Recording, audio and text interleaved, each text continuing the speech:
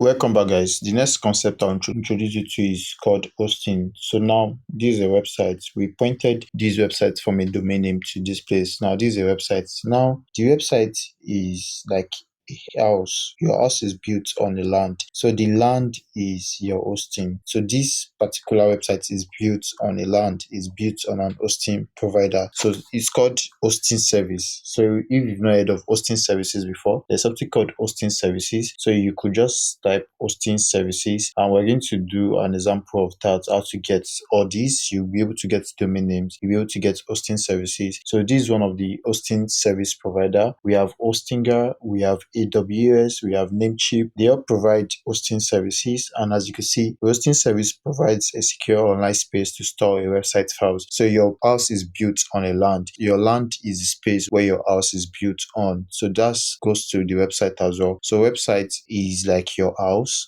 built on a land. So hosting is the land. Hosting is the space where you're going to build your website. So it gives you the space where you're going to build your website. So that's why it's saying hosting services are also known as web hosts. So we have different types of hosting services. We have shared hosting. You don't need to bother yourself about all this. Shared hosting, VPS, cloud hosting, managed WordPress hosting, same hosting services. So we have all these. So some hosting services we have Wiz.com is an hosting service, Bluehost is an hosting service, HostGator is an hosting service, GoDaddy is an hosting service provider, InMotion Hosting is an hosting service provider, Hostinger is an hosting service provider. In this course, we will use Hostinger and I'll show you how to use it. Then we're going to talk about how to build on these hosting and domain name services. We are going to talk how to use your mobile phone to build on them, and we're going to see how to go about that. I hope to see you in the next lesson. See you there.